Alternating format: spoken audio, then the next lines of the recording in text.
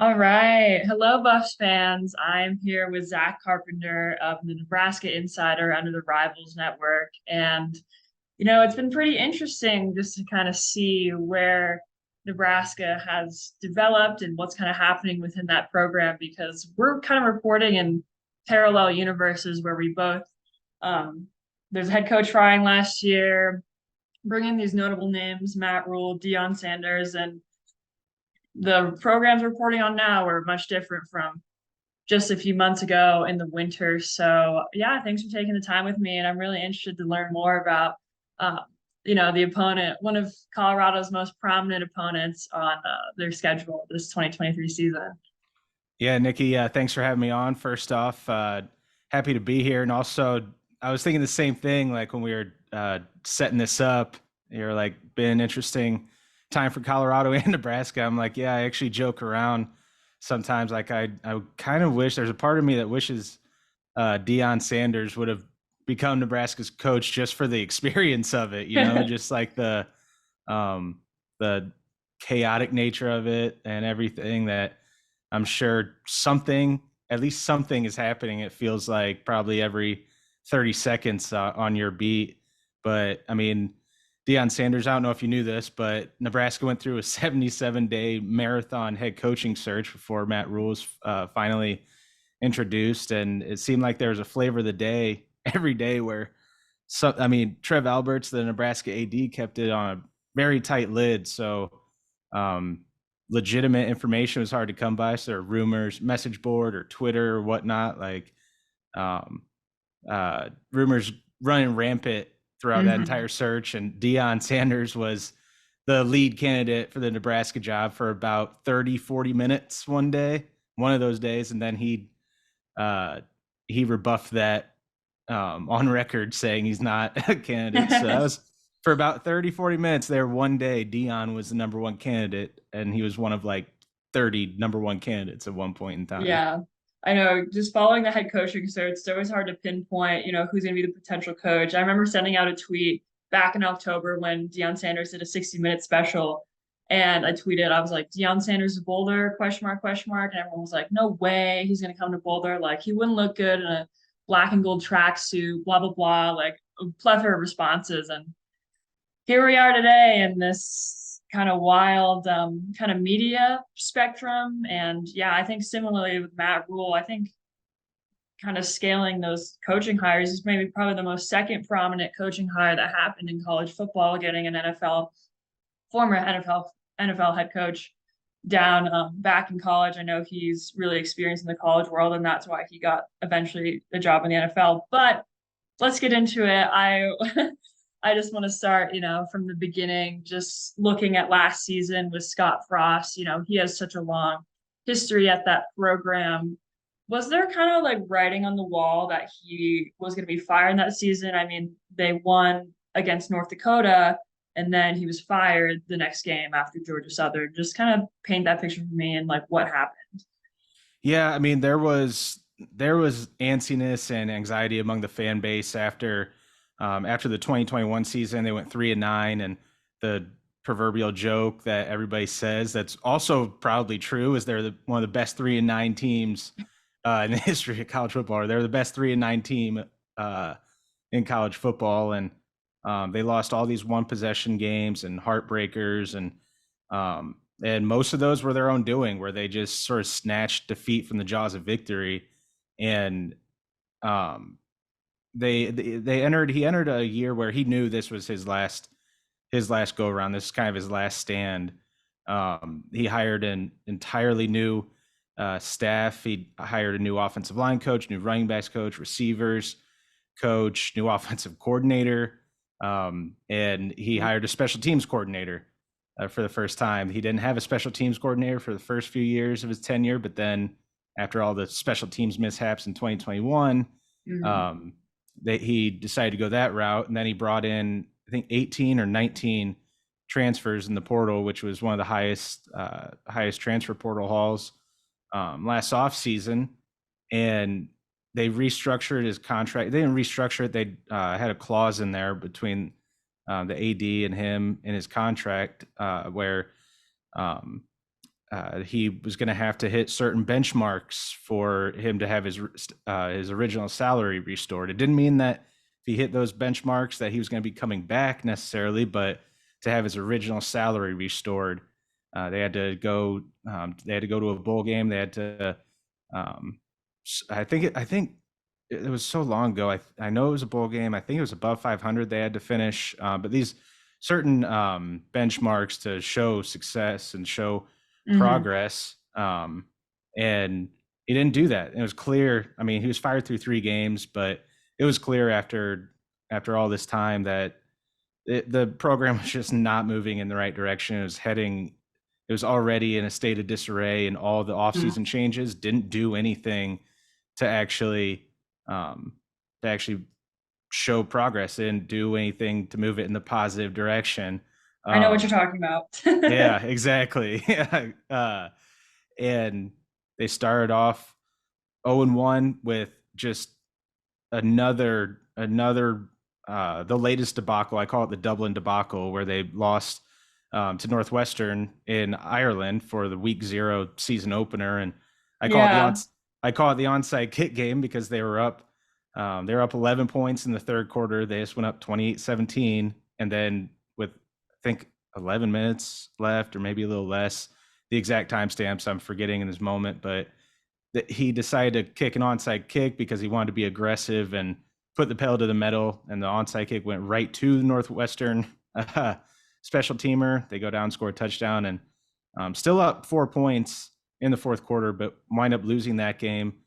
You're tied at halftime to an FCS opponent in North Dakota, and just barely win that game. And then you get upset by Georgia Southern. And like the interesting part that we didn't know, we're like, okay, we know that he's going to get fired, but the question is when, Hmm. because the buyout in his contract was $15 million, and it got reduced to $7.5 million on October 1st and Mm. afterwards. So we're like, okay, is this going to happen now? Is it going to after Georgia Southern, or is it going to happen um, after that October 1st date? Hmm. But Alberts, I think he made the right decision.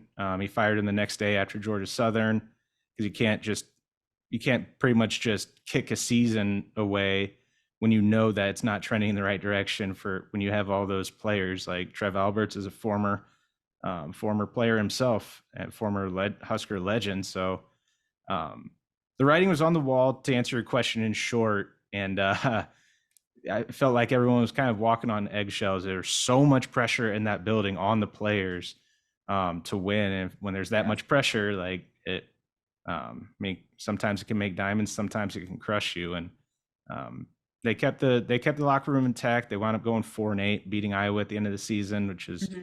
a lot better than it seemed like it could go at the time after the firing. Yeah. You beautifully described CU season last year. Like I was having flashbacks of last season when you were just telling that story. It was so similar. And just from, going off of that, what was the program kind of missing the most in that 2022 season? Was it a specific position group? I bet it maybe leadership. Like, could you pinpoint anything that was like, this is why?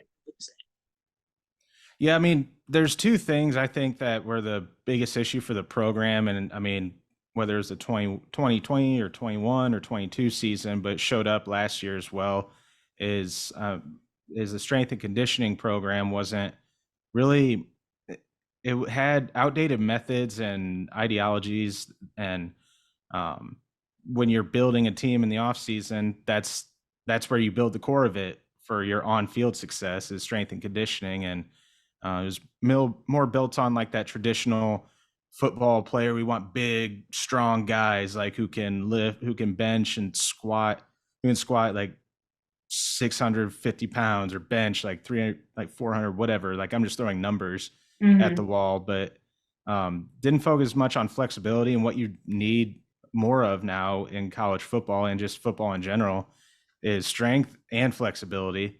Um, and to curtail against injuries and to have more lateral quickness to be able to keep up, especially, I mean, defensively, keep up with um, the offenses, how they've evolutionized the offensive side of the ball. And then the offensive line is where that's where the strength and conditioning program probably was most um, where it affected things the most, because offensive line, as you know, they need years of development. That happens in the off season, and the offensive line was on the field was the biggest issue. If you're looking at personnel, and I think they have talent in there. I think they have a good offensive line coach, and um, I think there was, and this leads into the other issue with the program. There wasn't alignment between the offensive line coach, and the offensive coordinator. Of this offensive line is built to be a running team. Like it's built to be run blockers. They're road graders. That's their strength, and they can pass protect. But we need to, if they're going to be asked to pass protect, we need shorter routes, or less, not as many long developing plays, and work more of the short intermediate game. And they didn't rely on the run game probably as much as they should have. And last year, starting quarterback Casey Thompson and receiver Trey Palmer, who just got drafted this year, they broke passing records. Trey Palmer it was either number one or top five in single season catches, yards, touchdowns, because they hit on some really explosive downfield plays.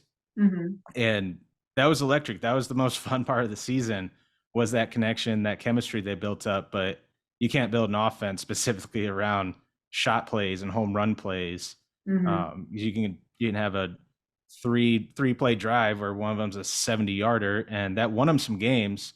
That was probably the number one, or one of the biggest reasons they won two of those games. But you can't build a sustained offense behind that. And like I said, the lack of alignment, the lack of everyone moving in the same direction, I think has been the biggest issue with this football program. And Trev Albert said as much during the coach search.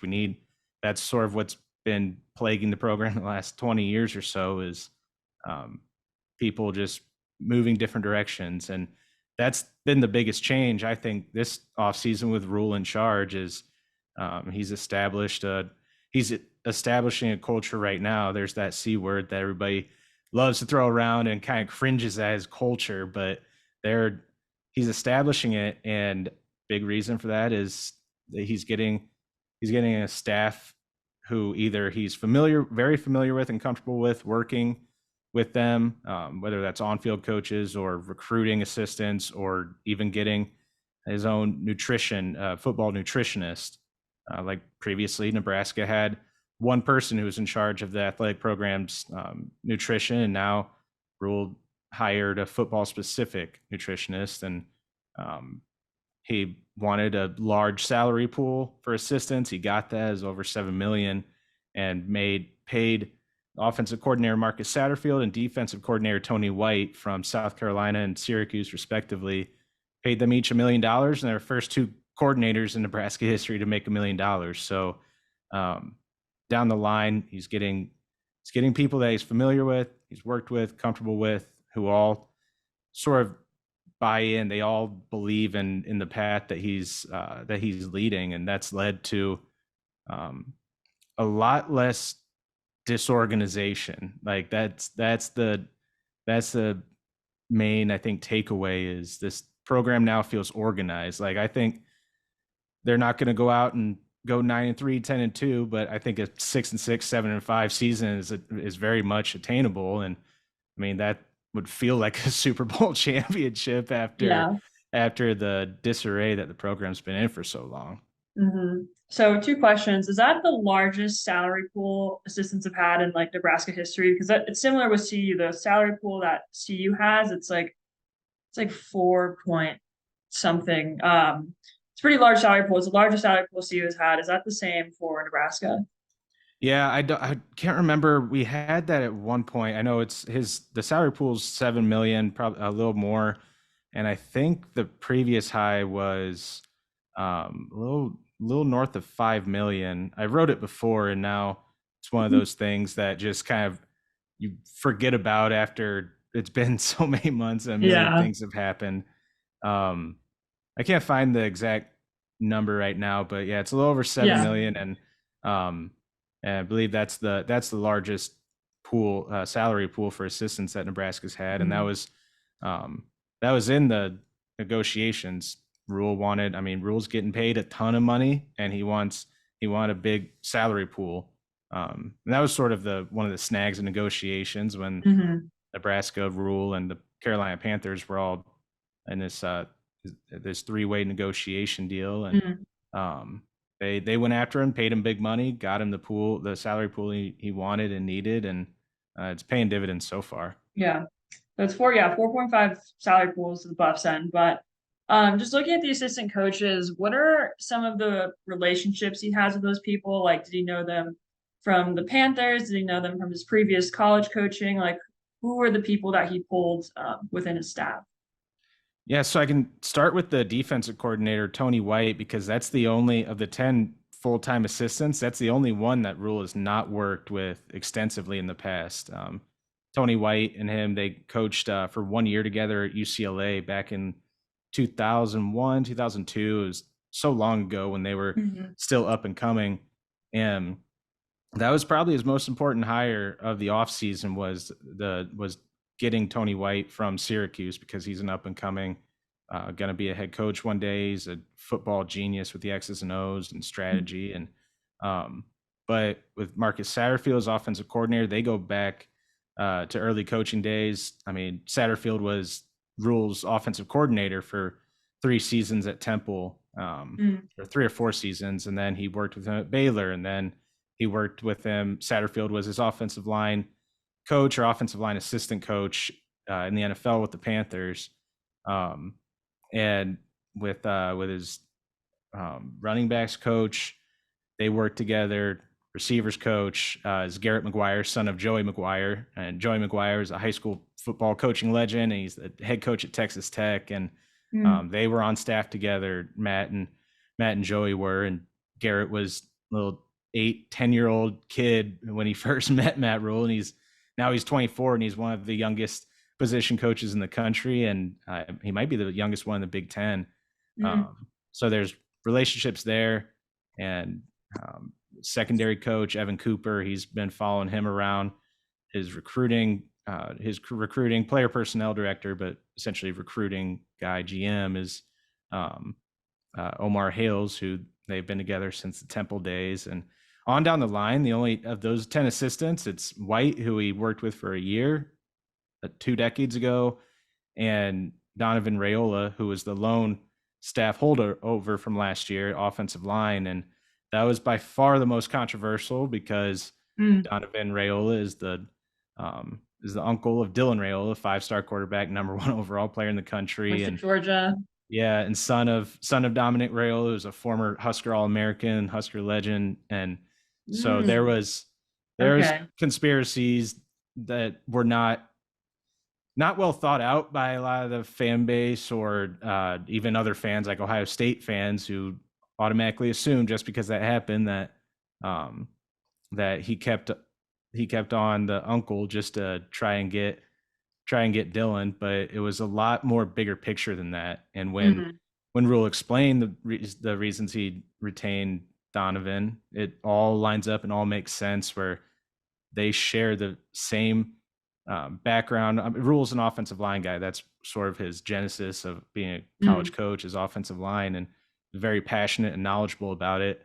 And they both come from the same background, same philosophies. So there's all the shared philosophies, and that kind of goes along with what I said about alignment earlier, where offensive line is the most important position group at Nebraska. I mean, other than the obvious at quarterback, but Mhm. you need alignment there. And you need good direction in that position group, and that's what they have now. So, but yeah, it's just familiarity and history between Rhule and just about every one of his coaches, except for offensive line, and then Tony White. Mhm. Uh, Interesting. Interesting. Yeah, the Buff connections are crazy. They're truly. It's so similar to these programs right now. Um, on that note, looking at recruiting, what happened after did anyone leave after Scott Frost was hired? overall within the last months, what did that turnover look like within the program? And yeah, I'll just get into maybe like what they picked up. But was the turnover similar to CU, or was just CU is like a very isolated incident? But what did that turnover look like? Yeah, I'm not sure what Colorado how many left the program, whether it 54. was in season or in the spring or winter. But no, they're actually, when Scott Frost was fired, I mean, there's a rule, college football rule, that if your coach gets fired during the season, you have 30 days to enter the transfer portal, and only one guy from last year's roster entered the transfer portal. He entered on day 30, and then he wound up coming back this winter. He returned to the program under the new staff after meeting with coaches and everything, and he could be in line to be the starter. He'll definitely be on the 2D. It's wide receiver Isaiah Garcia Castaneda. Um, but other than that, there wasn't any turnover during the season. That team, the players in the locker room, I mean, despite all the failures, they still had good veteran leadership in that locker room that sort of helped stabilize things. And that interim coach, Mickey Joseph, he kept things stabilized as well during the season. Um, and during the winter, I think it was 12 players that departed from the program, and um, really the most notable, they had their three highest rated signees in the 2022 class all leave, including starting linebacker Ernest Hausman, who, as a true freshman, probably game 6 or game 7, he really started to hit his stride, and you're thinking, all right, that's an all Big Ten caliber player by year 3. Mhm. He's the number one most important player to keep, and they didn't keep him. He transferred to Mhm. Michigan. Um, so that there wasn't, other than him and maybe a couple others, just because of their rating, they transferred out. But other Didn't than him, it DeColdest wasn't too Crawford leave? impactful. Yep, wide receiver Dakotas Crawford, from the famed NIL commercials with AC heating and cooling, where you can keep your home cold, the coldest with that AC company. I don't even remember what the name was. I was just watching that commercial actually the other day, um, because I was doing a Louisiana Tech write up, and that was went down a rabbit hole and watched that commercial. But Yeah. and then in the spring, the turnover, the biggest one was quarterback Casey Thompson. He was last year's starter. He entered Mhm. the transfer portal and wound up at Florida Atlantic with his old coach at Texas. He was started 10 games at Texas, transferred to Nebraska, and then went to Florida Atlantic with Tom Herman. Um, Mhm. but surprisingly, yeah, the attrition wasn't nearly as bad as it could have been. You had running back AJ Allen also, who's a big talent, big Mhm. young talent. He transferred to Miami, um, and that's a loss talent wise for sure. But they're still strong in the running back room. So Yeah. Yeah, with looking, as there was a losing sub 500 team last year. You're bringing in the same roster into this year. There are a couple new pieces. There's a new quarterback, Jeff Sims from Georgia Tech. Do you think, with new leadership, they can have like those winning products? Like they're still a team that can like really compete and dominate. Because with CU, like, a lot of the assets, a lot of the personnel they had on their roster, that was a big reason why they're losing. The talent wasn't there. You think with the talent coming into this season, they can have those winning outcomes that Matt Rhule ultimately wants? yeah, I think so, because if you look over the last few seasons, there's talent in that program. There's talent in the program, and they've had success on the field, but they just had such an issue closing out games. They would have leads in games, and it's like, how in the hell did they lose this one? Like, what's going to be the entertaining way that they find a way to lose this game? And that's that's a culture thing. That's an off-season thing where a losing mentality is built up. Like when you're losing all these one possession games. I mean, 2021, they lost 9 games. All 9 of them were by 8 points or less. Mm, 8 of them were all one possession games. They they lost to Ohio State 26-17, and all the other games were all, yeah, they played them well then, but yeah. these issues kept popping up where I think once when you lose so much, when you lose so many games, sort of that tightness during the game is built up where it's like, oh no, like what's going to go wrong this time? And like, I mean, that's something that the new coaching staff Rule and some assistants spoke about this offseason is they were they lost so many one possession games because that's a culture thing. That was a quote from their defensive line coach Terrence Knight, and it's a culture thing where you have to establish that and turn it around in the offseason. Hmm. And people can roll their eyes at it and call it corny or cliche, but it is the truth. I mean, I had personal experience of that in high school basketball where we were really bad junior year, and then things started to change in the summer where we started buying in and seemed like things were changing. But then as soon as you start the season 0-4, 1-4, then you start being like that mentality sort of creeps in and locks in because it's like, all right, what's going to happen next? Like how we're up 5 points with 2 minutes left. How are we going to lose this one? And then we do Yeah. lose that game. So it Yeah. is a thing. And that's one of the turnaround points of emphasis this offseason. I think you can win an extra 2 games a year if you have that.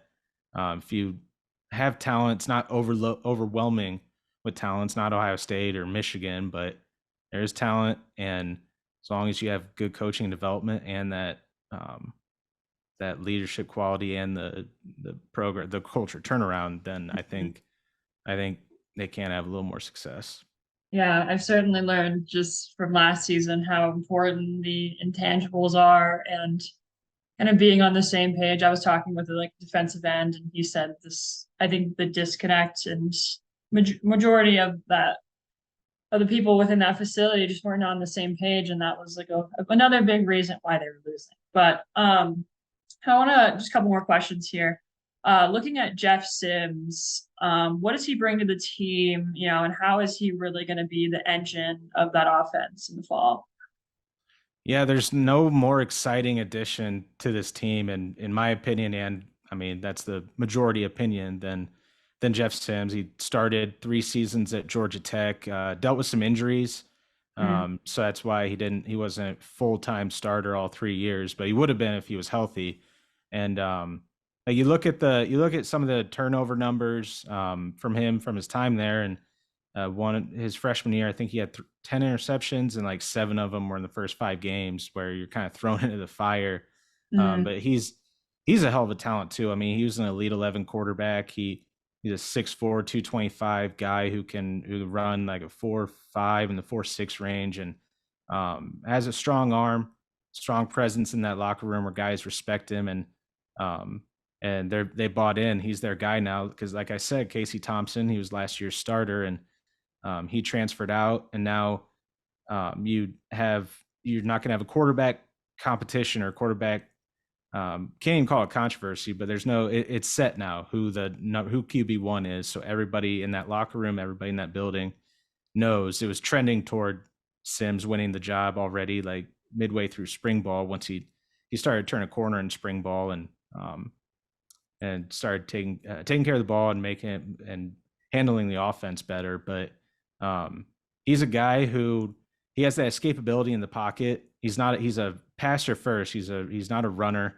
He's a mm, passer first, but he can run.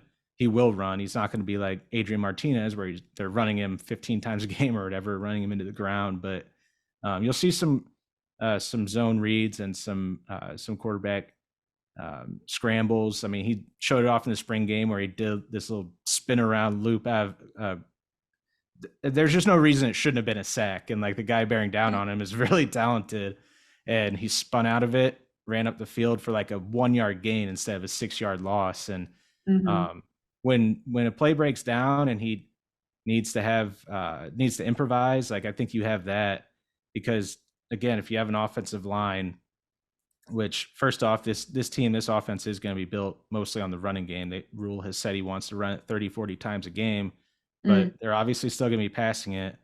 And I think if you can limit the exposure of the offensive line and pass protection, because they'll be improved, but they're still not going to be an elite pass pro unit. And if you can if you can just limit the amount of times that the quarterback's exposed, because Casey Thompson was exposed time and again last year. I mean, it was every week he's taking multiple hard hits or sacks Mm, in the pocket. But if you limit those, and then in those opportunities, Sims has the ability to escape and make something out of nothing, or at least avoid the mistakes. I think that can be huge. And I mean, for him, it's going to be staying healthy because we saw he has that he has a laser arm. I mean, it's not Josh Allen or Patrick Mahomes. He doesn't have a howitzer, but he's got a laser arm, and he mm. has worked on his accuracy and some of those issues. But so it's exciting to have to Yeah. see what he can become.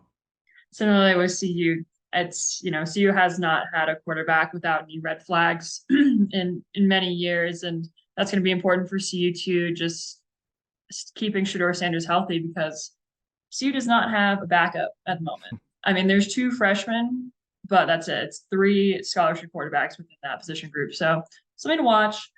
Um, okay, two more questions. What most improved position group, maybe offensive line, but the strongest position group that's going to be like really hard for the Buffs to like manage and just yeah, that strongest position group.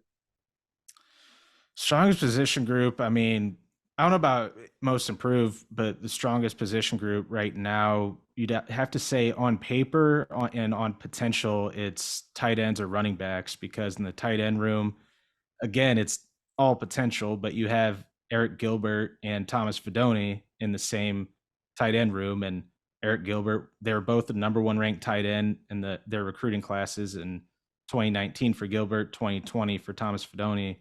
Fidone's had two season-ending knee injuries, so he's barely seen the field, but he's been looking really strong, looking healthy in spring ball, and there's legitimate excitement about what he can bring to the table. And Gilbert was a top 10 overall player and hailed as the one of the best tight end recruits of all time, right up there with Kyle Pitts as far as talent goes. And he showed that in his first year at LSU. He was a freshman, all SEC, all freshman SEC team, whatever the label is. And he was clutch in the red zone and on third and fourth downs. Like he showed that. And then things sort of got a little haywire for him, or went a different path for him. He wound up going to Georgia, and then now he's transferred to Nebraska. And we're not 100% certain that he'll be eligible at Nebraska because he has to get a waiver to become eligible. And still, I mean, NCAA still hasn't come down with a decision on that. But on paper, those two guys leading a strong group, that's one of the team's strengths. And you have Nate Borkature, who's a former walk-on who earned a scholarship this season, this spring, right after spring ball, who, even though he's a former walk-on, he's got a lot of talent himself, and he could wind up becoming a starter. But beyond that, the running backs, before AJ Allen transferred, they were running four deep, where you have starter Anthony Grant, last year's starter Anthony Grant, the guy I think is going to start this year, and Gabe Ervin, who's 6'2", 220, fast running back, who's going to present a lot of problems for a lot of teams. But again, it's health for him. He was the first true freshman starter at running back for Nebraska in the modern era, so at least the last 2 decades. And then he got hurt too. He had patellar injury his freshman year. Finally, he's back to full strength, and he was looking really good when in the times we saw him. And then you have Ramir Johnson, who's he's more of a pass catching threat that presents some matchup issues if you get him on one-on-one with the linebacker type of deal. And AJ Allen would have been it would have been a dangerous running back room, which I thought would have been one of the best in the Big Ten, and take AJ Allen out of that, and it's still a really strong group. And I would say offensive line, they added center Ben Scott from Arizona State. He started for 2 years at Arizona State at right tackle, but he's a center. He's naturally a center, and that implementing him and a couple other pieces, that makes them pretty formidable. They added MJ Sherman, who's a former 5-star defensive end from Georgia, who saw a lot of special teams play, and got plenty of experience in practice, but didn't really get many defensive snaps. But he looks like a player that Nebraska's never had, because I can't even remember the last time that they signed a 5-star and you see him in the spring game. It's like, oh yeah, all right, that's an SEC athlete. That's not something that we're used to seeing around here. They have really good athletes, but Hmm. not 5-star SEC players. So they have some exciting talent and chess pieces on both sides of the ball. And hopefully it doesn't sound like I'm saying Nebraska is going to wind up going and win the Big Ten or competing for a playoff spot. I mean, it's the off season. I mean, Hmm. Nebraska's a powerhouse for off season national championships. I think they've won like 8 in a row, but there's positivity. There's actual on paper evidence that things could turn around. So that's why it's such an exciting time right Yeah. now. Very similarly, you'll get that kind of vibe that like, oh, CU's so good, but I'm not saying they're gonna go and like pull off like a TCU, but it's, there's a lot of excitement within both programs, and it's so good to get this rivalry back together in like the most Yeah. kind of grand fashion with two new head coaches, completely new cultures, and just like new excitement and just more positive outlook on both ends. Um, so Sue's gonna have to watch out for the run game, tight ends, big defensive end, Jeff Sims. When you look at this, I mean, it's also the off season. It's like so far in advance, but Mhm. I think from just bits and pieces you're hearing about CU and what you know about Nebraska, what do you expect out of that matchup? And I guess who do you think is going to win? Yeah, I mean, I have Nebraska going 6-6. I almost put them at 7-5, but I go back and forth on some of the games, like what my prediction's going to be, and um, this just I think it's going to be a 6-6 year, but I think it could go from anywhere from 5-7 to 7-5, and with outside chances at 4-8 or 8-4. I don't think either of those will happen. I think 6-6 just sounds right, and just like and analyzing them on paper, it seems right. So I have them losing the season opener to Minnesota, and then I have them going into Boulder and beating Colorado. Just I think a big thing is we don't know. Maybe I mean obviously I'm sure you do. You're involved with the team day to day. I From the outside we just don't know what the team's going to look like. Like there's just so many question marks, and when there's that many question marks at this point, June 8th, when there's that many question marks this close to fall camp, it's like, all right, I don't know how I can confidently predict that Colorado would win that game, but there's question marks about Nebraska too. I mean, Hmm. you don't, for all this positivity and all the really genuinely really good signs, they still haven't done it.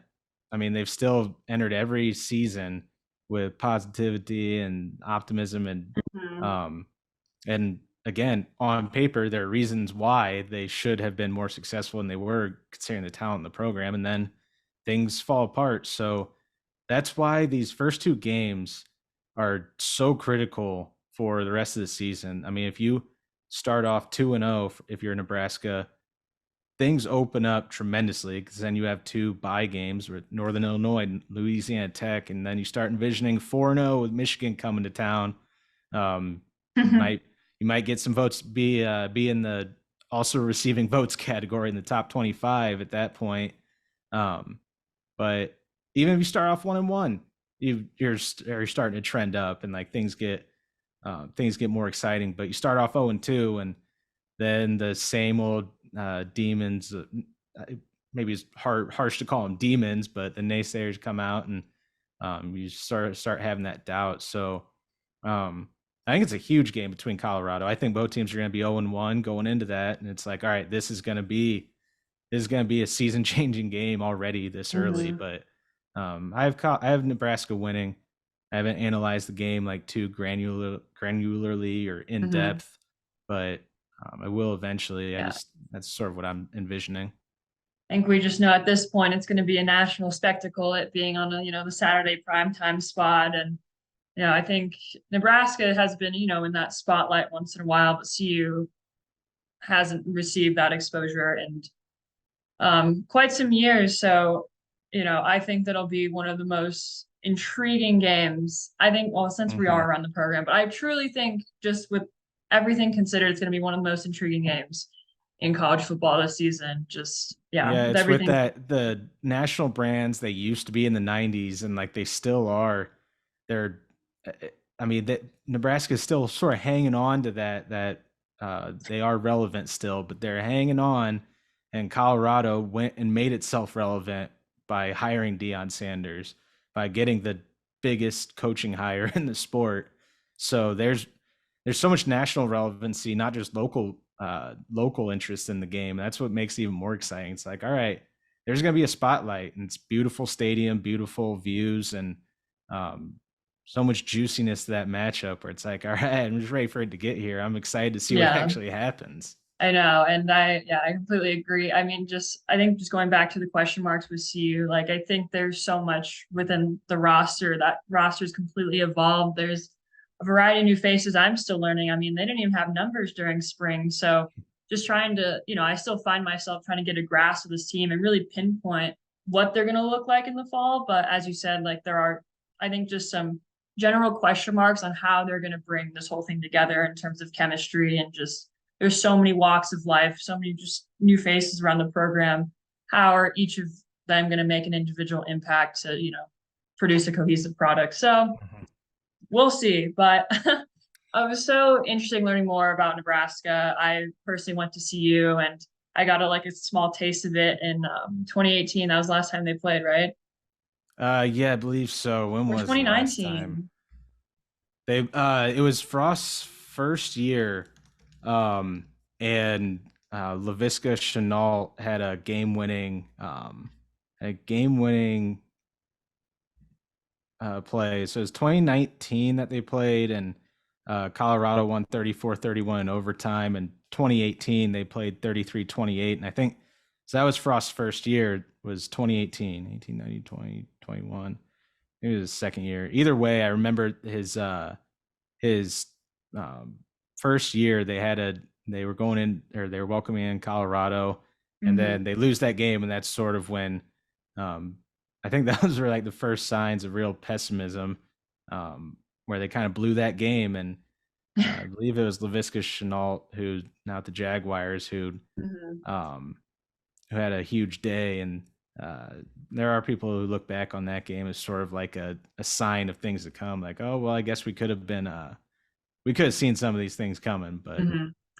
Sorry, just one more question out of curiosity. What's Matt Rhule like? Like personally, just as a guy, as a head he's coach? talkative. He's talkative and he's open. I mean, that's one thing I respect about him is there's he seems to be saying and doing all the right things, and then the things I there have been a couple of moves I've disagreed with, but he has an explanation for it, and it's like, okay, I can understand that.